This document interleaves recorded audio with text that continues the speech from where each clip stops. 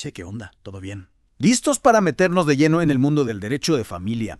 Hoy vamos a hablar de matrimonio y uniones convivenciales en Argentina, dos formas de construir una familia que están a full. Totalmente. Vamos a ver cómo la ley define estas relaciones y cuáles son las consecuencias legales, desde que se dice el sí quiero hasta a veces el hasta acá llegamos. Ojo, porque antes las promesas de casamiento eran cosa seria. Pero ¿sabes qué? Hoy en día ya no tienen peso legal. Chao drama de telenovela. Es cierto. Lo que importa son los vínculos legales, lo que dice el Código Civil y Comercial. Ahí queda clarito que la familia se forma a través del matrimonio, la filiación o el parentesco, buscando siempre la igualdad para todos. Me encanta. O sea que la ley se va ayornando.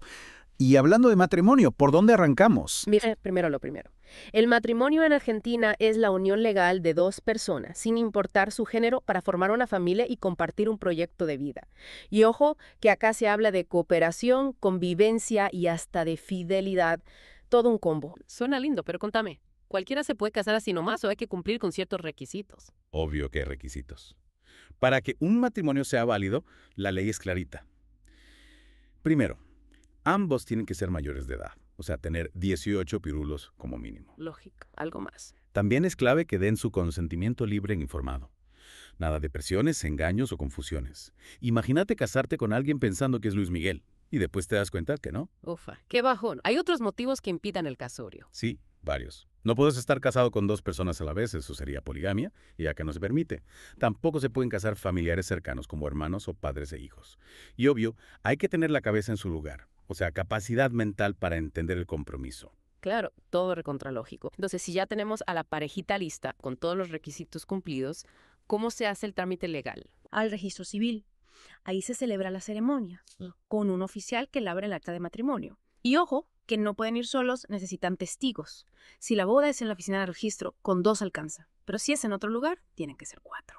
O sea que el acta de matrimonio es el documento que legaliza la unión. Y si uno de los novios no puede estar presente, ¿existe eso del matrimonio a distancia? Sí, existe. Racional. Pero es un poco más complejo. El que no está presente tiene que dar su consentimiento ante una autoridad a donde esté. Y obvio, se necesita más papeles para asegurarse de que todo sea legal. Qué interesante. Me imagino que después del casamiento la vida de la pareja cambia legalmente, ¿no? Obvio que cambia. El matrimonio genera un montón de derechos y obligaciones para los cónyuges. Por ejemplo, surge el deber de asistencia, o sea, la obligación de ayudarse mutuamente, incluso económicamente, durante la convivencia. Es como un contrato de apoyo mutuo, pero legal. Exactamente. Y no nos olvidemos del deber de fidelidad. Si bien no hay consecuencias legales directas si esto no se cumple, es parte del compromiso que se asume al casarse. Y hablando de compromisos, ¿qué onda con eso del proyecto de vida que tanto se escucha? ¿Qué significa en términos legales? El proyecto de vida es un concepto clave en el derecho de familia argentino. Se refiere a la intención de la pareja de construir un futuro en conjunto, compartiendo sus vidas, sueños y metas. O sea, no es solo firmar un papelito, sino que es una decisión profunda de compartir la vida con otra persona, ¿me entendés? Tal cual. Ese proyecto de vida se ve reflejado en las decisiones que toman durante el matrimonio, como comprar una casa, criar a los hijos y todo eso que implica construir una vida en común. Claro, ahora le encuentro más sentido. Pero bueno, no siempre las cosas salen como uno espera. ¿Qué pasa si el matrimonio no funciona? ¿Cómo se disuelve legalmente? Hay 3 caminos principales: la muerte de uno de los cónyuges, la declaración de ausencia con presunción de fallecimiento y el divorcio. Me imagino que hoy en día el divorcio es la opción más común, ¿no? Sí, definitivamente. En las últimas décadas, el divorcio se ha vuelto más frecuente. La ley argentina establece diferentes causales para solicitarlo, como el adulterio, el abandono del hogar o simplemente la voluntad de uno o ambos cónyuges de separarse. Y si hay divorcio, ¿qué pasa con los bienes que adquirieron durante el matrimonio? ¿Quién se queda con qué? Esa es una pregunta clave, y para responderla hay que hablar del régimen patrimonial del matrimonio. Pero antes de meternos en ese tema, quería destacar algo importante: la compensación económica. Compensación económica. No me digas que después del divorcio hay que pasarle plata al ex. No siempre, pero a veces sí. La idea es que si el divorcio perjudica económicamente a uno de los cónyuges, tenga derecho a recibir una compensación del otro. Es una manera de equilibrar la situación financiera después de la separación. Ah, bueno, eso suena más justo. Me imagino que hay casos en los que uno de los dos se dedicó más a la casa o a los chicos, y eso puede afectar su capacidad de ganar plata. Exacto. La compensación económica busca reconocer ese esfuerzo y garantizar que quien queda en una situación más vulnerable tenga un apoyo económico. Y hablando de familia, ¿qué pasa con el parentesco por afinidad después del divorcio? Sigo siendo cuñada de mi excuñada. Buena pregunta. El parentesco por afinidad es el vínculo legal que se crea entre una persona casada y los parientes de su cónyuge. Por ejemplo, tu cuñada es la hermana de tu esposo y por eso tenés un vínculo de afinidad con ella. Y ese vínculo se corta después del divorcio. En general, sí. La ley dice que el parentesco por afinidad se extingue con la disolución del matrimonio. Pero hay algunas excepciones, como la relación entre un padrastro o madrastra y sus hijastros. Entiendo. O sea que el divorcio no solo impacta a la pareja, sino que también tiene consecuencias para la familia en general. Así es. El derecho de familia intenta regular todas estas complejidades y proteger los derechos de todos los involucrados. Sí, qué tema complejo. Hemos aprendido un montón sobre el matrimonio en Argentina. Pero antes de pasar a las uniones convivenciales, me gustaría que charlemos un poco más sobre eso del régimen patrimonial del matrimonio. Dale. El régimen patrimonial del matrimonio define cómo se administran y se dividen los bienes de la pareja durante el matrimonio y en caso de separación o fallecimiento. O sea, ¿quién es dueño de qué? Exacto. En Argentina hay dos regímenes principales, el de comunidad de ganancias y el de separación de bienes. Y ojo, que las parejas pueden elegir el que más les convenga a través de las convenciones matrimoniales, que son como acuerdos prenupciales. Convenciones matrimoniales suena recontra formal. Contame más sobre eso. Imagínate que son acuerdos prenupciales donde la pareja define las reglas del juego en cuanto a sus bienes. Pueden establecer qué bienes son propios de cada uno, cuáles se consideran gananciales, e incluso pueden optar por un régimen de separación total de bienes. Es como un contrato a medida para el matrimonio. Tal cual. Pero ojo, que para que tenga validez legal, estas convenciones tienen que hacerse por escritura pública ante un escribano y solo entran en vigor una vez que se casan. Mira vos. Entonces, si se casan y no firman nada, ¿qué régimen se aplica por defecto? En ese caso, se aplica el régimen de comunidad de ganancias. Es el más común en Argentina y se basa en la idea de que los bienes que adquieren durante el matrimonio pertenecen a ambos cónyuges por igual. Entonces, si me caso y no firmamos nada, todo lo que ganemos durante el matrimonio será de los dos. No tan rápido. El régimen de comunidad de ganancias distingue entre bienes propios y bienes gananciales. Los bienes propios son aquellos que cada uno tenía antes del matrimonio o que recibe durante el matrimonio por herencia, legado o donación. ¿Y los bienes gananciales? Son los que la pareja adquiere durante el matrimonio gracias a su trabajo, inversiones o cualquier tipo de ganancia. Estos bienes se consideran propiedad de ambos por igual. Entonces, si compro una casa con la plata que gano laburando, esa casa sería un bien ganancial y pertenecería a los dos. Exactamente. Y lo mismo con los ahorros, inversiones o cualquier otro bien que se adquiera durante el matrimonio. Se presume que son gananciales, a menos que se pueda demostrar lo contrario. Qué interesante. Y en este régimen, ¿cómo se manejan esos bienes gananciales? Los dos tienen el mismo poder de decisión. En general, sí. Ambos cónyuges tienen la libertad de administrar y disponer de los bienes gananciales. Pero hay algunas decisiones que requieren el consentimiento de los dos, como vender una propiedad o invertir en un negocio.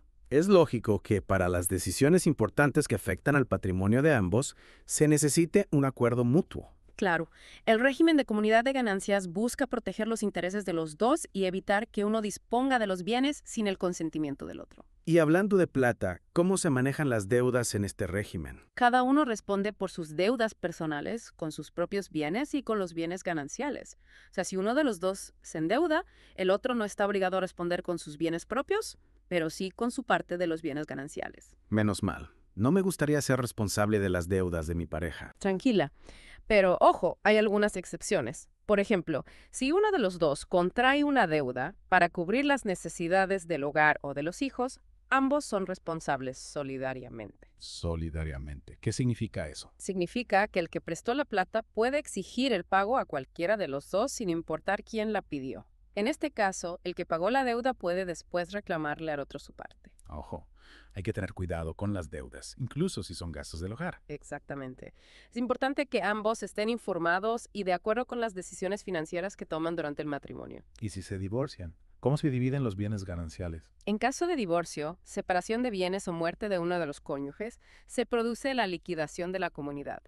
Básicamente se hace un inventario de todos los bienes gananciales y se dividen en partes iguales entre los cónyuges o sus herederos. Suena bastante simple. Siempre se divide todo por la mitad. En principio sí. La ley dice que la masa común se divide en partes iguales, sin importar cuánto haya contribuido cada uno. O sea, no importa si uno ganaba más plata que el otro, o si se dedicaba más a las tareas del hogar. Exactamente. El régimen de comunidad de ganancias se basa en la idea de que el matrimonio es un proyecto en conjunto y que ambos contribuyen a su éxito, aunque sea de diferentes maneras. Suena justo. Pero ¿qué pasa si no quieren dividirse todo por la mitad? Pueden hacer otro tipo de acuerdo. Sí, pueden. La ley permite que la pareja acuerde una división diferente de los bienes gananciales, pero este acuerdo tiene que hacerse por escritura pública y un juez tiene que aprobarlo. Qué bueno que haya esa flexibilidad. No todos los matrimonios son iguales y está bueno que la ley se adapte a las diferentes realidades. Totalmente de acuerdo. Y hablando de diferentes realidades, ahora sí vamos a meternos de lleno en el mundo de las uniones convivenciales. Dale, contame, ¿qué dice la ley sobre estas parejas que conviven sin casarse? Bueno, la ley argentina reconoce a las uniones convivenciales como relaciones de pareja basadas en la afectividad, la convivencia y un proyecto de vida en común, sin necesidad de pasar por el registro civil. Es como un matrimonio, pero sin papeles. En esencia, sí. La ley reconoce que estas relaciones generan derechos y obligaciones para los convivientes y busca protegerlos de la misma manera que las parejas casadas. Qué bueno. Me acuerdo que antes las uniones convivenciales no tenían ningún reconocimiento legal. ¿Cierto? La ley actual busca garantizar la igualdad de derechos para todas las familias, sin importar cómo estén formadas. Y para que una unión convivencial sea legal, hay que cumplir con ciertos requisitos. Sí, claro. Primero, ambos tienen que ser mayores de edad, o sea, tener 18 años o más. ¿Y qué más? No pueden estar casados ni tener otra unión convivencial vigente. Tampoco pueden ser parientes cercanos, como padres e hijos o hermanos. Son requisitos parecidos a los del matrimonio. Exacto. Y lo más importante es que deben haber convivido de forma pública, estable y permanente durante al menos 2 años. 2 años. Si viven juntos menos tiempo, no tienen ningún derecho. No es así. La ley establece un mínimo de 2 años para que la unión sea legalmente reconocida. Pero eso no significa que las parejas que conviven por menos tiempo no tengan ningún derecho. Entiendo.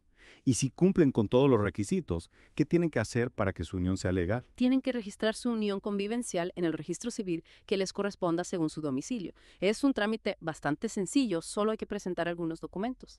¿Y si no la registran? ¿Pierden sus derechos? No, no los pierden. Pero el registro les da mayor seguridad jurídica y facilita la prueba de la convivencia si llegara a ser necesario. Por ejemplo, si se separan. Exacto. Si no hay un registro, puede ser más difícil demostrar que la relación existió y que generó derechos y obligaciones para ambos. Entonces, registrar la unión es importante para proteger los derechos de la pareja. Sin duda. Y además del registro, también pueden firmar un pacto de convivencia. Un pacto de convivencia. ¿Eso qué es? Es un acuerdo privado entre los convivientes para regular diferentes aspectos de su relación, como la contribución a los gastos del hogar, la administración de los bienes o la distribución de los bienes si se separan. Es como un contrato prenupcial para las uniones convivenciales. Exactamente. El pacto de convivencia les da la posibilidad de crear su propia hoja de ruta para la relación, adaptándola a sus necesidades y preferencias. Qué buena idea. Así cada pareja establece las reglas del juego que mejor les convenga. Tal cual. Pero, ojo, que este pacto no puede ir en contra de la ley, del principio de igualdad ni de los derechos fundamentales. O sea, no pueden poner cláusulas que sean discriminatorias o que violen los derechos de alguno de los dos. Exacto. La ley busca proteger a ambos por igual y el pacto de convivencia tiene que respetar ese principio. Y si no hace un pacto de convivencia, ¿qué pasa? ¿Hay alguna ley que se aplique por defecto? Sí, existe el régimen legal supletorio que establece algunas reglas básicas para las uniones convivenciales. ¿Cuáles son esas reglas básicas? Por ejemplo, establece el deber de asistencia mutua, la obligación de contribuir a los gastos del hogar según sus ingresos y la responsabilidad solidaria por las deudas que se contraigan para cubrir las necesidades del hogar o de los hijos. Suena parecido a lo que pasa en el matrimonio con el régimen de comunidad de ganancias. Sí, hay algunas similitudes. Pero ojo, en las uniones convivenciales, cada uno conserva la propiedad y la administración de sus propios bienes. O sea, no hay bienes gananciales como en el matrimonio. Exactamente. Cada uno es dueño de lo suyo y puede hacer lo que quiera con sus bienes, sin necesidad del consentimiento del otro. Mira, entonces, las uniones convivenciales dan más independencia económica a la pareja. Podría decirse que sí, pero la ley también busca proteger a ambos por igual y establece mecanismos para compensar a quien quede en desventaja económica después de la separación. Desventaja económica. ¿A qué te referís? Me refiero a casos en los que uno de los dos se dedicó más a las tareas del hogar o a criar a los hijos y eso le impidió desarrollarse profesionalmente o generar sus propios ingresos. Al separarse, esta persona queda en desventaja con respecto al otro. Claro, ¿y cómo se soluciona eso? La ley prevé la posibilidad de solicitar una compensación económica, la atribución de la vivienda familiar o una renta compensatoria. Es parecido a lo que pasa en el divorcio. Sí, hay muchas similitudes. La ley intenta proteger los derechos de todos los miembros de la familia, sin importar si están casados o conviviendo.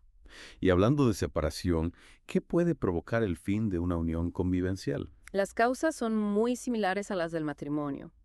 La muerte de uno de los convivientes, la declaración de ausencia con presunción de fallecimiento, el casamiento de uno de ellos con otra persona o la decisión mutua unilateral de terminar la convivencia. Y si se separan, ¿cómo se reparten los bienes? Como cada uno conserva la propiedad de sus bienes, no hay bienes gananciales que repartir. Cada uno se queda con lo suyo. Pero, como te dije antes, la ley establece mecanismos para compensar a quien quede en desventaja económica. Entiendo. O sea que la separación de una unión convivencial suele ser más simple que un divorcio, al menos en cuanto a los bienes. En general sí, pero es importante recordar que la ley busca proteger a ambos por igual y que es fundamental tener asesoramiento legal para resolver cualquier conflicto que pueda surgir. Buen consejo. Para ir cerrando esta parte, me gustaría que me cuentes un poco sobre el rol de los tribunales de familia en las uniones convivenciales. Los tribunales de familia son los que resuelven los conflictos entre los convivientes, ya sea durante la convivencia o después de la separación. Por ejemplo, si no se ponen de acuerdo sobre la custodia de los hijos o sobre la división de los bienes. Exactamente. También pueden intervenir para proteger a los convivientes en casos de violencia doméstica o para ordenar la separación de bienes si es necesario. Es importante saber que tienen un lugar a donde recurrir si hay problemas. Sin duda. Los tribunales de familia buscan garantizar el bienestar de todos los miembros de la familia y están a disposición de las parejas para ayudarlos a resolver sus problemas de la manera más justa posible. Uf, qué cantidad de información. Me parece que con esto ya tenemos una buena base para entender el matrimonio y las uniones convivenciales en Argentina. Sí, hemos cubierto un montón de temas. Desde los requisitos del matrimonio hasta la disolución de las uniones convivenciales, hemos visto cómo la ley regula y protege las relaciones familiares en nuestro país. Lo importante es que la ley busca proteger a todos los miembros de la familia, sin importar cómo esté compuesta. Totalmente. El derecho de familia está en constante cambio para adaptarse a las nuevas realidades sociales, y su objetivo principal es garantizar el bienestar de todas las familias argentinas. Sí, y hablando de nuevas realidades, ¿te acordás de esas viejas telenovelas donde la gente se prometía casamiento y después se armaba un drama terrible si se rompía el compromiso? ¿Cómo olvidarlo? Eran clásicos esos enredos amorosos, con promesas rotas y corazones destrozados. Igual, qué alivio que ahora ya no tenga consecuencias legales. Imagínate el quilombo que se armaría si cada promesa de casamiento fuera un contrato legal. Tienes razón. La ley se ha adaptado a los tiempos que corren, reconociendo que las relaciones son más fluidas y que no siempre una promesa de matrimonio termina en boda. Y hablando de adaptarse a los tiempos que corren, me parece que las uniones convivenciales son un claro ejemplo de eso. Cada vez más parejas eligen esta forma de convivencia sin pasar por el altar. Totalmente. Es una muestra de que las familias se están transformando y que la ley intenta acompañar esos cambios, reconociendo los derechos de quienes eligen este tipo de relación. Y si bien ya charlamos un poco sobre las uniones convivenciales, me gustaría que profundicemos un poco más en algunos aspectos clave, como los pactos de convivencia y las consecuencias de la separación. ¿Te parece? Dale. Me parece importante que analicemos esos temas con más detalle para que quienes nos escuchan tengan una idea clara de cómo funciona todo legalmente. Perfecto. Entonces, empecemos por los pactos de convivencia. Si mal no recuerdo, son acuerdos que las parejas pueden hacer para regular su relación. Exactamente.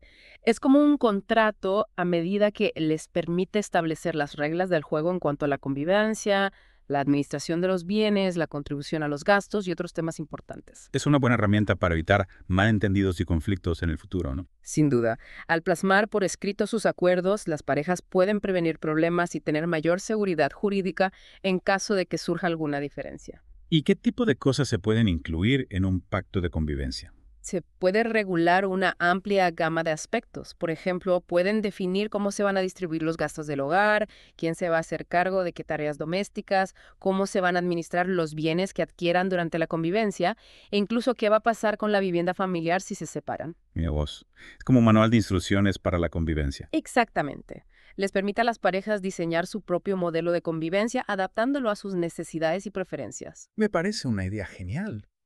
¿Y hay algún límite para lo que se puede incluir en un pacto de convivencia? Sí, por supuesto. El pacto no puede ir en contra de la ley, ni del orden público, ni de las buenas costumbres. Tampoco puede incluir cláusulas que sean discriminatorias o que vulneren los derechos de alguno de los convivientes. Claro, no pueden ponerse de acuerdo en algo ilegal o que perjudique a uno de los dos. Exactamente. La ley busca proteger a ambos convivientes por igual y el pacto tiene que respetar ese principio. Y si no hacen un pacto de convivencia, ¿qué pasa? ¿Se aplica alguna ley por defecto? En ese caso se aplica el régimen legal supletorio, que establece algunas reglas básicas para las uniones convivenciales. ¿Cuáles son esas reglas básicas? Por ejemplo, establece el deber de asistencia mutua entre los convivientes, la obligación de contribuir a los gastos del hogar en proporción a sus ingresos y la responsabilidad solidaria por las deudas contraídas para cubrir las necesidades del hogar o de los hijos comunes. Suena parecido a lo que pasa en el matrimonio bajo el régimen de comunidad de ganancias. Sí, hay algunas similitudes. Pero ojo, en las uniones convivenciales, cada uno conserva la propiedad y la administración de sus propios bienes. No hay bienes gananciales como en el matrimonio. O sea, cada uno es dueño de lo suyo y puede hacer lo que quiera con sus bienes, sin necesidad del consentimiento del otro. Exactamente.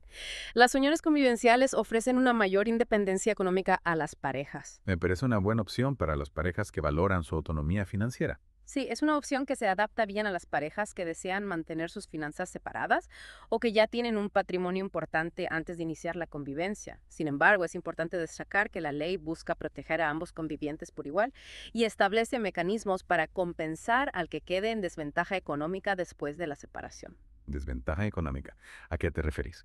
Me refiero a casos en los que uno de los dos se dedicó más a la casa o a los chicos, lo que le impidió desarrollarse profesionalmente o generar sus propios ingresos. Al separarse, esta persona queda en desventaja con respecto al otro. Claro. ¿Y cómo se soluciona eso? La ley prevé la posibilidad de solicitar una compensación económica, la atribución de la vivienda familiar o una renta compensatoria. Es parecido a lo que pasa en el divorcio. Sí, hay muchas similitudes.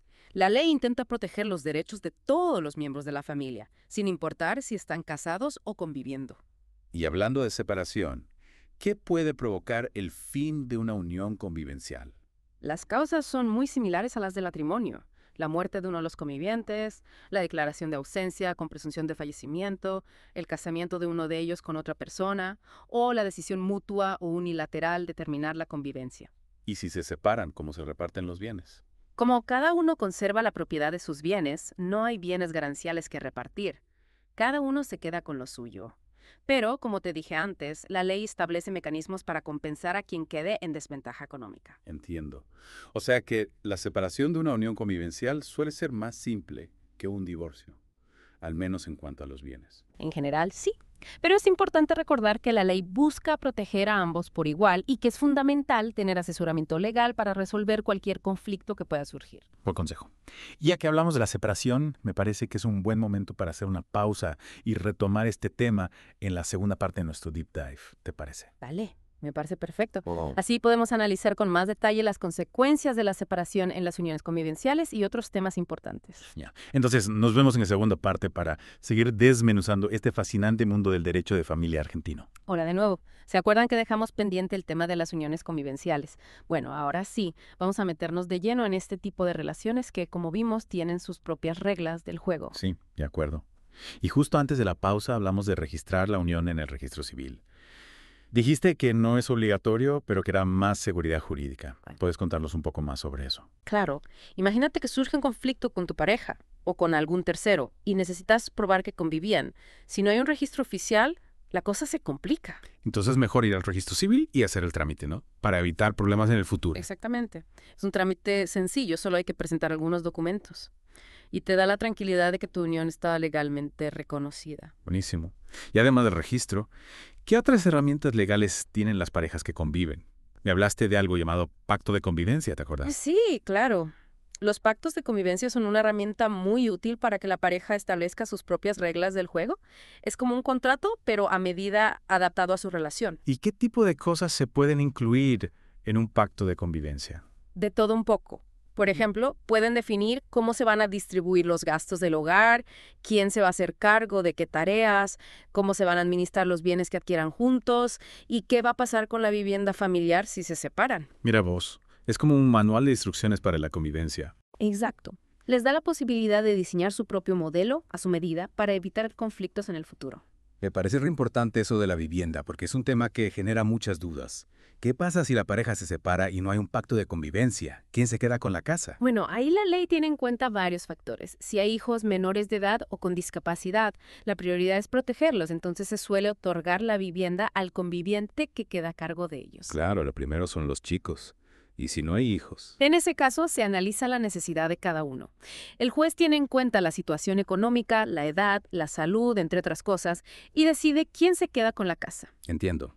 O sea que no hay una regla fija, sino que cada caso se analiza por separado. Y hablando de casos particulares, ¿qué pasa con la compensación económica en las uniones convivenciales? ¿Es lo mismo que en un divorcio? Es bastante similar. Si al separarse uno de los convivientes queda en una situación económica desfavorable por haber dedicado más tiempo a la familia, puede pedirle al otro una compensación económica. Pongamos un ejemplo concreto. Si uno se dedicó a criar a los hijos y el otro a trabajar, el que se quedó en casa puede pedir una compensación. Exacto. La ley busca evitar que la separación perjudique a quien se dedicó más a la familia. La compensación puede ser una suma de dinero, la entrega de bienes o el pago de una renta. Interesante. ¿Y esa compensación quién la decide? ¿Cómo se calcula? La decide un juez, teniendo en cuenta varios factores, como la duración de la convivencia, la edad y la salud de cada uno, la capacidad económica, entre otras cosas. Es un tema complejo, ¿no? Pero bueno, lo importante es que la ley busca proteger a ambos convivientes, aunque no estén casados. Totalmente. Y esa protección también se extiende a los hijos, por supuesto. Claro, porque a veces la gente piensa que los hijos de parejas no casadas tienen menos derechos. Para nada. La ley es clarísima. Los hijos de parejas convivientes tienen los mismos derechos que los hijos de parejas casadas. No hay ninguna diferencia en ese sentido. Me alegro de escuchar eso.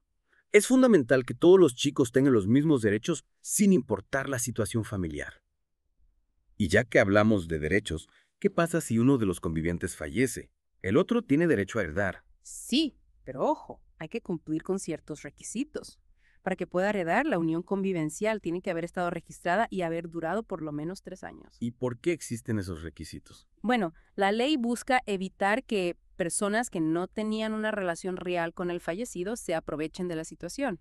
Es una forma de proteger el patrimonio del fallecido y asegurar que la herencia vaya a parar a las personas que realmente compartían su vida. Tiene sentido.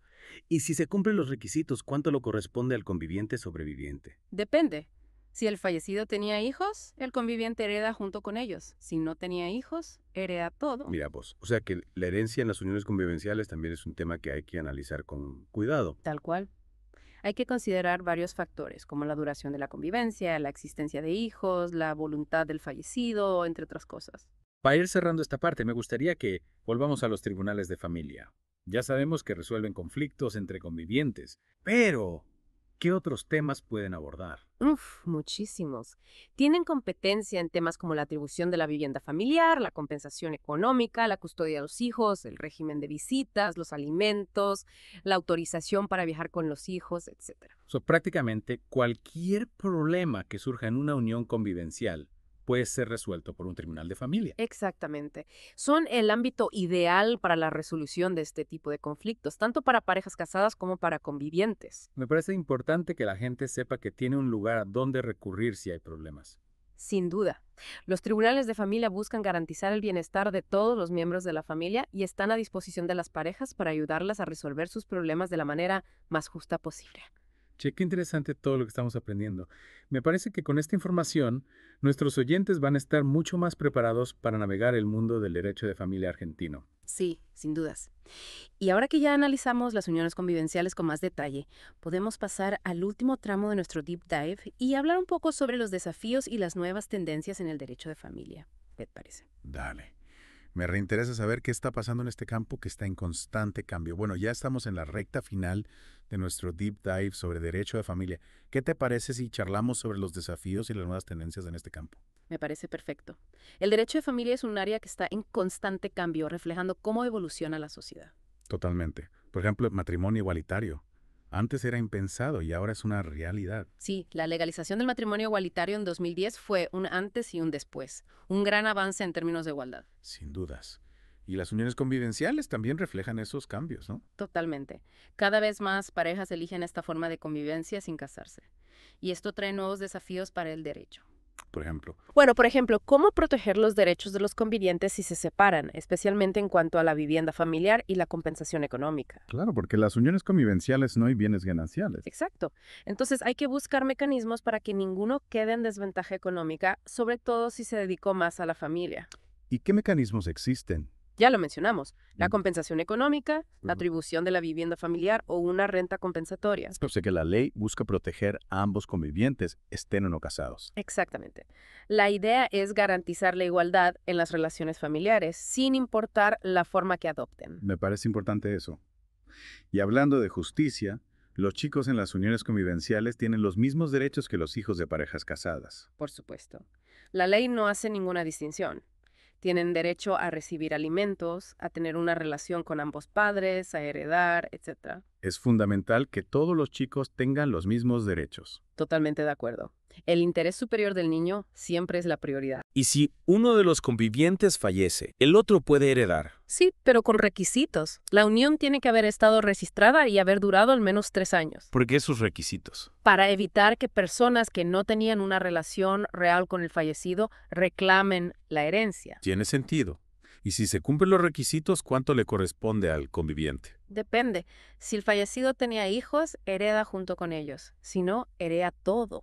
Mira, la herencia en las uniones convivenciales es un tema complejo. Sí, hay que analizar cada caso. Duración de la convivencia, hijos, voluntad del fallecido, entre otras cosas. Che, ¿qué otras tendencias hay en derecho de familia? Hay varios temas en debate. Se está discutiendo el reconocimiento legal de otras formas de familia, como las familias ensambladas o las familias poliamorosas. Estos son temas complejos. Sí, implican un cambio en cómo concebimos la familia. ¿Y la tecnología está teniendo impacto en el derecho de familia? Totalmente.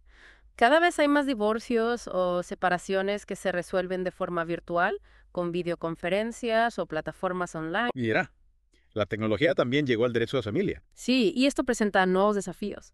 Seguridad de la información, validez de los acuerdos online, etc. Bueno, creo que con esta charla tenemos una idea bastante completa de cómo funciona el derecho de familia en Argentina. ¿No te parece? Sí, recorrimos un largo camino, desde lo básico del matrimonio y las uniones convivenciales hasta los desafíos y las nuevas tendencias. Lo importante es que la gente sepa que la ley busca proteger a todos en la familia. Exacto. Y que el derecho de familia evoluciona para adaptarse a los cambios sociales. Bueno, creo que con esto llegamos al final de nuestro Deep Dive. Gracias por acompañarnos. Hasta la próxima.